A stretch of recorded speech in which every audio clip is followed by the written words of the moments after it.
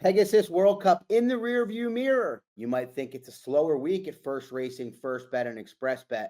Nah, it is not. Two big Derby preps, the Holy Bull at Gulfstream, and at Santa Anita, we got the Robert B. Lewis. Bailey and I will talk about it on Horse Sense. Let's get to it.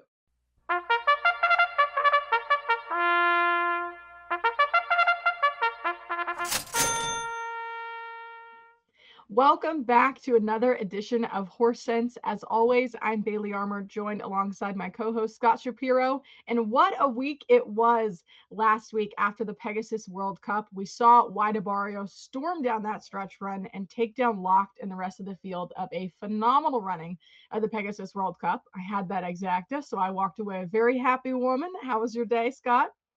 Whoa, you chalked it up, huh? Now, Oh, Waidabario. yeah. Waidabario, very impressive. I had, as an A, but the horse I picked and bet to win because of price, Stronghold, was pretty terrible. But it was really a one-horse race. You could maybe make an excuse for Locked, who got out of the gate slow and still ran well. But it was a one-horse race. But overall, a super fun day. I know you were down there.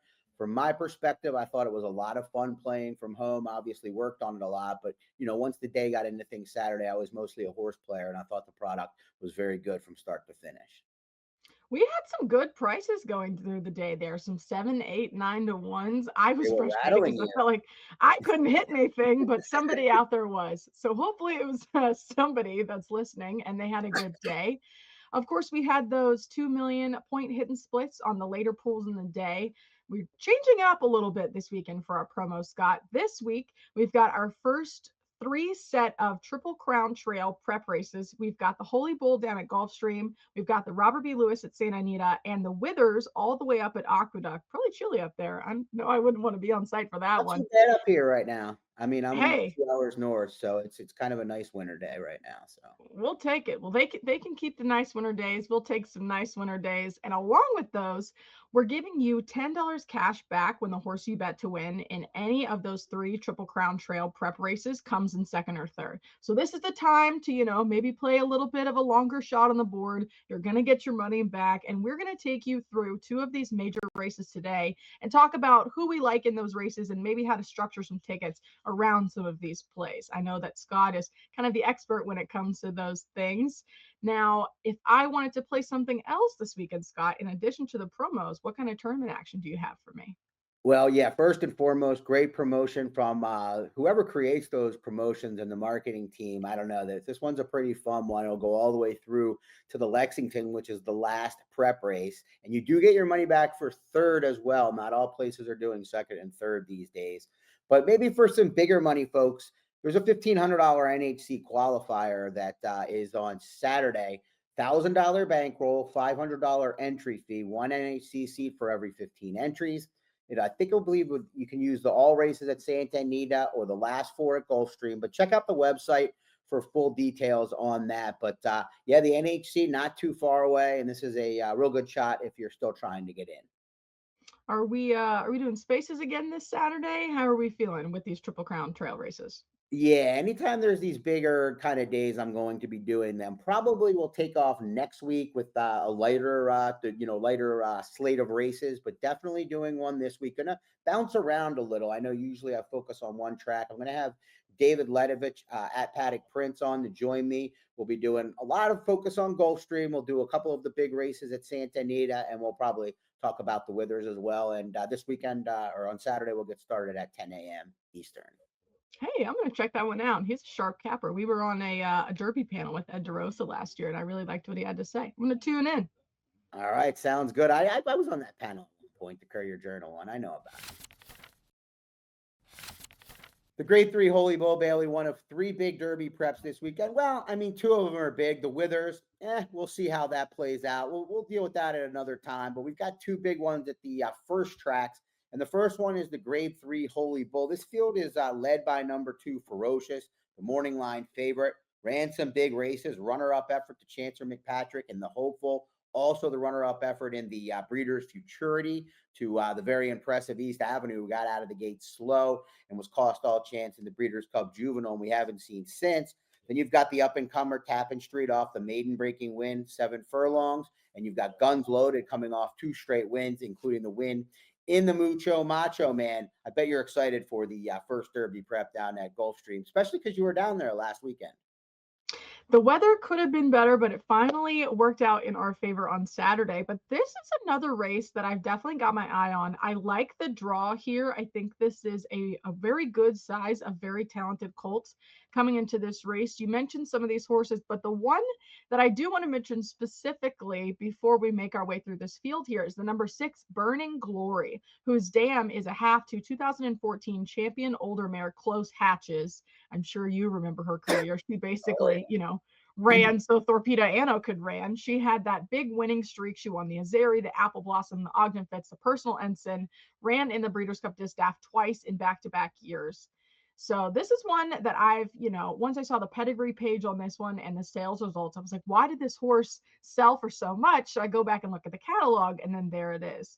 So I think that really talks about and is a testament to the families of some of these horses and the way that they mature as they get a little bit older, because she seemed to get better as she got older. And hopefully this horse will too, coming into his 3-year-old year. So I've seen a couple pictures of him training. I've liked how he's going. So I'm intrigued to kind of continue my handicapping, see what we talk about today on the number 6 Burning Glory. But that also brings me back to the number 2 Ferocious, shaping up to likely be the favorite in this field here. He's a really big colt, and you'll see here on the screen in a second a picture of him training in the mornings that I saw on X yesterday, thanks to Agentes305, who pointed out and posted a series of 3 pictures of him training.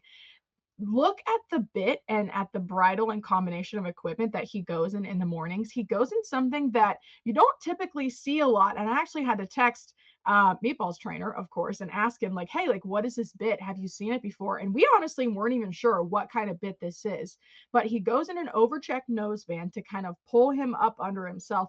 And you can see those half cup blinkers with the cutout for the eye. So he's a little bit more focused. He didn't used to train in those blinkers and the overcheck last year. Well, he had the overcheck, but not the full blinker setup in the same bit that he does now, which tells me that this is a really strong horse who has a lot of testosterone going in the beginning of this 3-year-old year. He's big, he's strong, he's tough to gallop in the mornings, and all that plays to his advantage come Saturday. So that's my horseman's perspective. What do you think about the number 2 Ferocious? Yeah, well, the angle that I'm going to apply to this race has to do with trying to beat Ferocious in this race. And I don't necessarily disagree with anything you say because a lot of it is above my knowledge base of, specific blinkers and, the animal to that detail. But one thing I don't like is a horse coming back with blinkers first off that has kind of run his best races early. Now, you could argue, depending on what numbers you look at, that he's run 4 really fast races. There's no doubt about it. He's Sure. the one to beat in this race.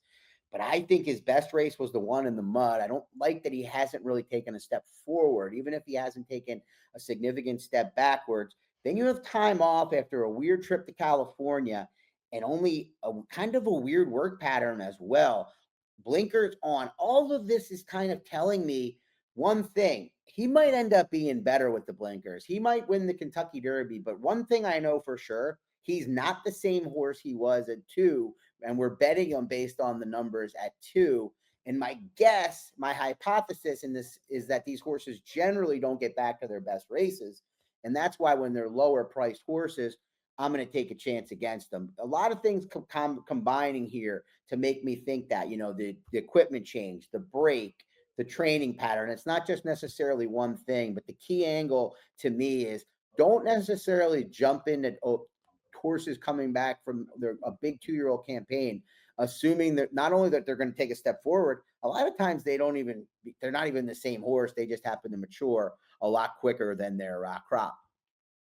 I think that's a really good point, especially when we look at those like very early, like September on Iroquois like time frame derby preps. You get a really quickly late maturing 2-year-old that just comes out and seems like this beast of a horse. And then those horses never really come back into form in their 3-year-old year. Like they might run well in some of these early derby preps in the spring before the derby, but they never come back to the same form that they were. And then you have like a later foal, say a March or an April foal, come in who is later maturing in the season as we get through these derby preps.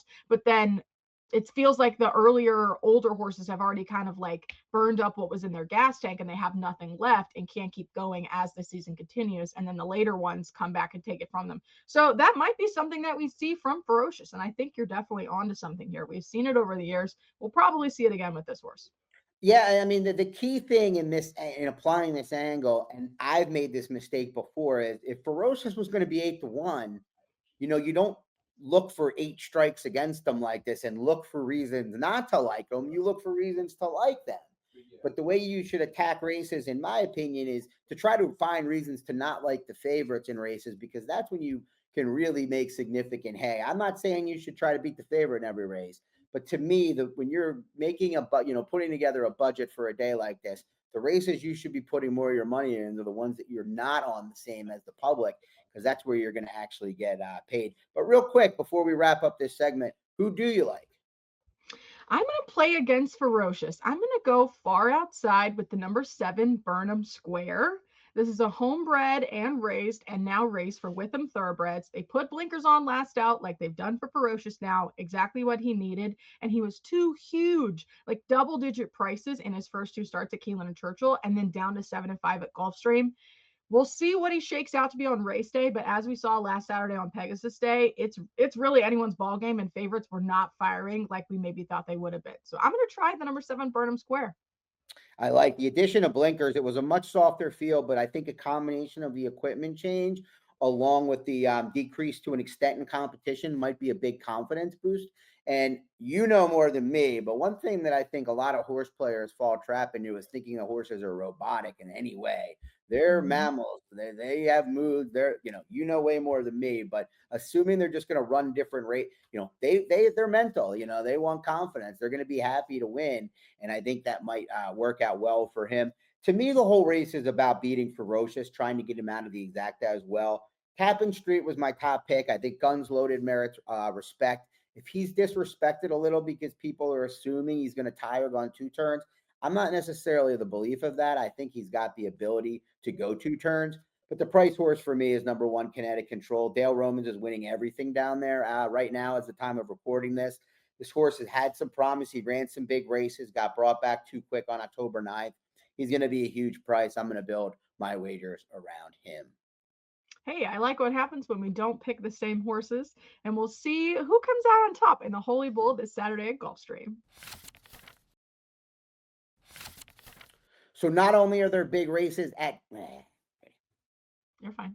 So not only is there the Big Derby Prep, the Holy Bull at Gulfstream Park, Bailey, but out west, the Robert B. Lewis actually Mhm. earlier on the docket, with the Holy Bull coming very late in the Gulfstream Park card, 4:30 Eastern time. The Robert B. Lewis, Bob Baffert, surprisingly, with 3 strong entrants in here. I'm kidding. He wins this race almost every year, I believe 6 in a row, and definitely the Mhm. record for the most effort. Nisos winning it last year. And he's got the 3 top contenders. I haven't seen the morning line at the time of recording, but Citizen Bull, probably the morning line favorite off of the Breeders' Cup Juvenile win. You've got Rodriguez, who lost on debut to his stablemate, Romanesque. But Romanesque came back to run second to Barnes in the San Vicente. So really, Rodriguez lost nothing in defeat there, and then comes back and dominates, stretching out to 2 turns. And then you've got Madaket Road, who hasn't gone 2 turns yet. Debuted against Graded Stakes Company, finishing second, and then came back and got a good setup last out. 2 other contenders, Clock Tower, Valentine's Candy to the outside. Bailey, not a big field, but there definitely could be some star power in this one. Not a big field in this one, but right after that, of course, my personal favorite, a turf sprint with a big full field going down the turf at Santa Anita. And I know we've talked about kind of branching out more into some multi-race sequences, your pick threes, fours, fives, whatever.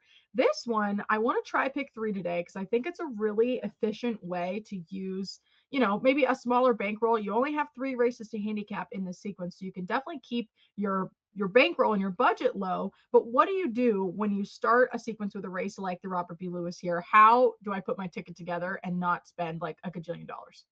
Well, that's a good question. And this race is kind of falls in a very good spot to talk about, because if you started in race 3, that's another short field.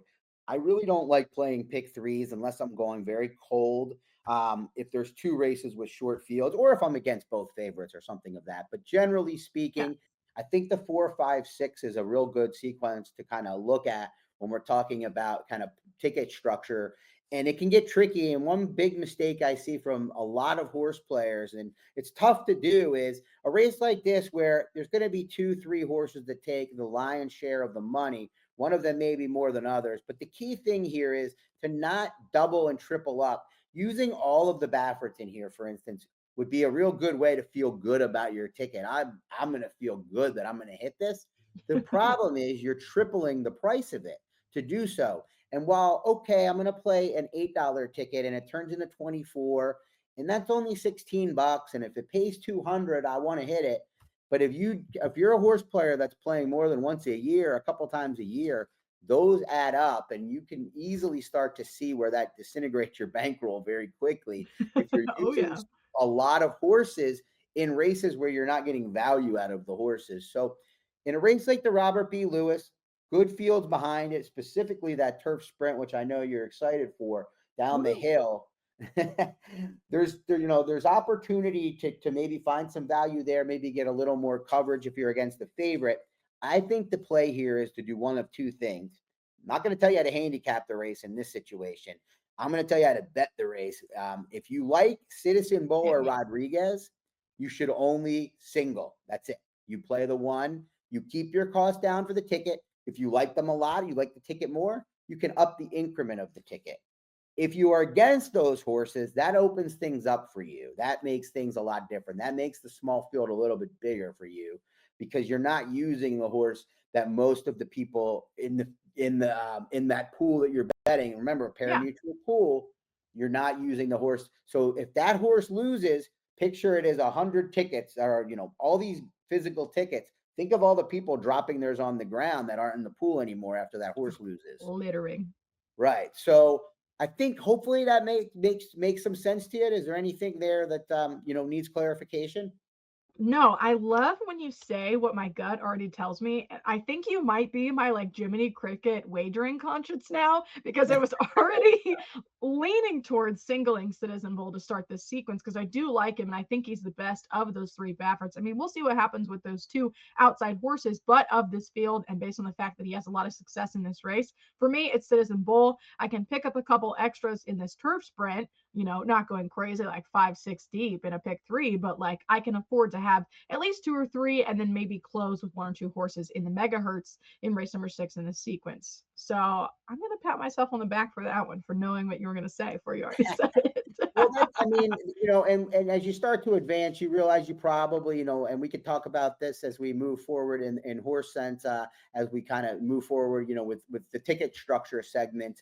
But, then you start to look at which sequences are better to play, not only because of the number of horses, but equating your opinions, meaning, again, getting back to what we talked about earlier. If I'm against the favorite, those are better races to put my money on because if I'm right, the payout is much better. Hey, we'll take it. And as always, thank you so much for your advice. And thank you so much for watching another episode of Horse Sense. Make sure you catch all the action on Xpressbet and FirstBet this weekend for these three big Triple Crown prep races. Use what we told you today. Maybe go out and make some money. Good luck, and we'll see you next time on Horse Sense.